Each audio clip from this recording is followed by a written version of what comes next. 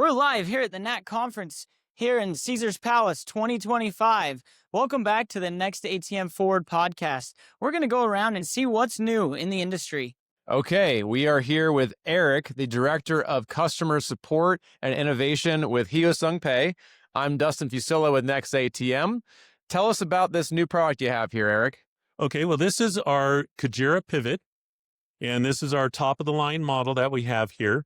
It has a 21-inch screen, a level 1 safe, and it has what we call a 3+1 recycling capability. So it can take bills in and send those same bills back out. Okay, do all the models come with level 1 safe, or do they have a business hour option as well? We have business hour offers, so that it's fully customizable. So the safe level, the number of recycle cassettes, and the size of the screen. Excellent. Are all options that you can choose. Okay, so you have the 21.5-inch screen. What's the standard size screen you have? 15 is the other level that we have it. So we've got a 15-inch screen, which goes up to about here, and then the safes otherwise they're all pretty much the same. Okay. Well, we like the look of this screen. It's got a modern feel to it. Gives you a lot of real estate to show the software, which is really the highlight here. Hyosung Pay is about to release shortly. So tell us about Hyosung Pay and why it's going to revolutionize the industry. So with Hyosung Pay, you don't have just a cash out machine. You have one that does cash in and cash out. It offers multiple services. So it's not just can you move from your savings account to your checking account. On here, we have multiple services, everything from bill break. So if you've got a $100 bill and you need change, you can put it in. You'll get change back in lower denominations. You can pay bills. We handle over 17,000 billers right now. Wow. So your rent can be paid, your cable, your power, your water bill.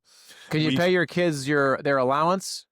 It depends on how they have it set up. Okay. If you've given them a Venmo card, you can fund a Venmo card. Great. Well, parents, there you go. You can pay your kids' allowance on the Venmo.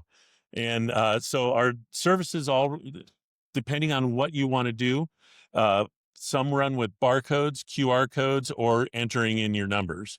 Okay. We've heard a lot about store deposit. Can you talk about that today, Eric? Sure. So store deposit, think of it, if you walk into a Walmart store, at the front of the Walmart store, they've got an optometrist there, and they'll have cash that they handle throughout the day. At the end of the day, they need to put that cash somewhere safe. So what you're able to do is come up, tell it that you want to run a store deposit, and it's going to ask you to identify yourself. So you've got an account number, you've got your employee ID number, and then we send a code to make sure that you're the right person doing this. Then you could take your stack of cash, like you would see here, all different denominations. This machine can handle 100 notes at a time. Wow. Of any denomination.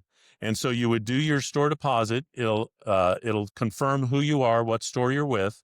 And when you tell it, yes, this is the right account, it'll open up, you put your cash in there, it will count it out for you and tell you what denominations and how many of each denomination you've got and a total of what you're depositing.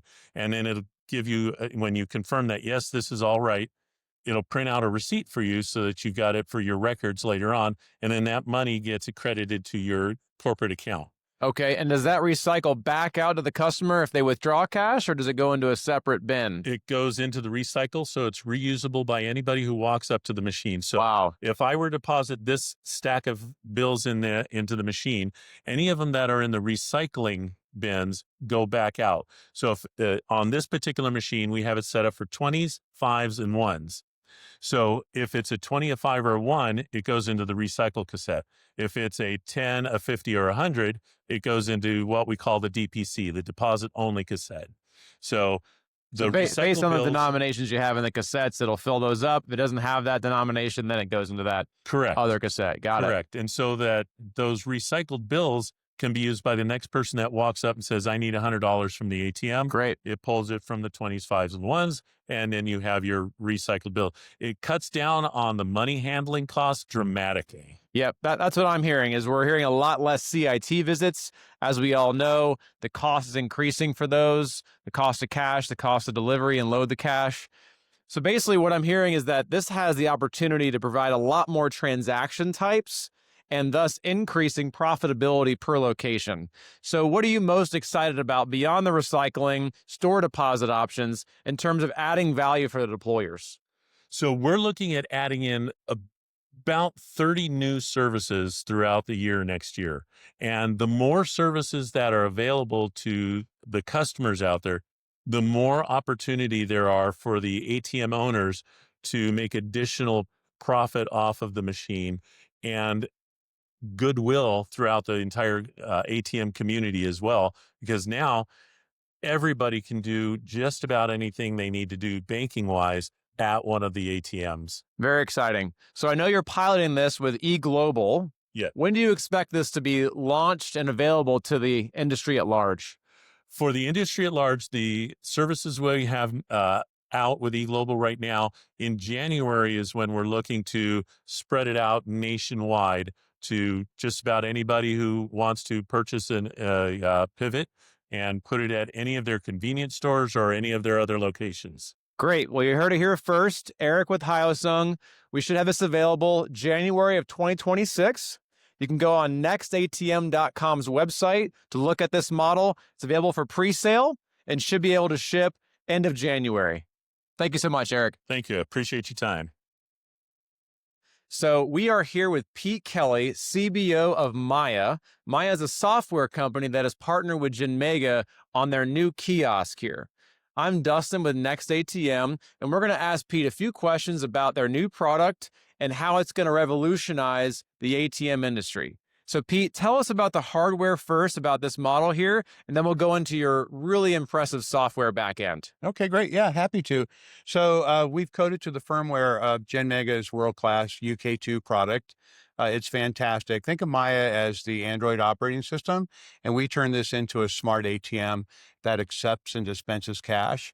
This configuration is for check cashers, so it's got a 4-high CDU. It's got a 2,000 note cash acceptor with an MEI validator for counterfeit and the right currencies, as well as a check cashing doc scanner and ID scanner, camera, and it's fully loaded. It's a great product. Okay, so where do you see this really working the best? So we're able to accept cash, dispense cash, so full ATM functionality. Right. We can also scan for checks. So Right. somebody can come here instead of an Amscot, for example, and cash their check within a C-store application. So they come in for a drink, they get some gas, and they say, hey, I've got a check. I want to cash that. That's fully integrated with this opportunity here. That's right. Yeah, you nailed it. Well said. Yeah, it's specifically designed for the unbanked and underbanked, which is a significant portion of the people are surprised how large that community is in the U.S. And it's for folks that don't have bank accounts. So you want to put this in those communities where there's, pawn shops and check cashing stores and stuff like that. And we're seeing a huge migration from in-person over-the-counter experiences to self-serve, just like you're probably seeing at McDonald's or Home Depot or something like that. It's starting to take place with financial services. Also. Great. So let's dive into the software. And this has been around for a few years, but the problem with deploying this is it required a full suite of software. And most companies don't have the development team or the resources to design their own software. Right. And you've solved that problem. So Next ATM is looking to partner with Maya to figure out a solution for our deployers, potentially a ATM or kiosk as a service model. We're still exploring that, but we want to dive into the software that you've already developed, you've already deployed. It's fully functional.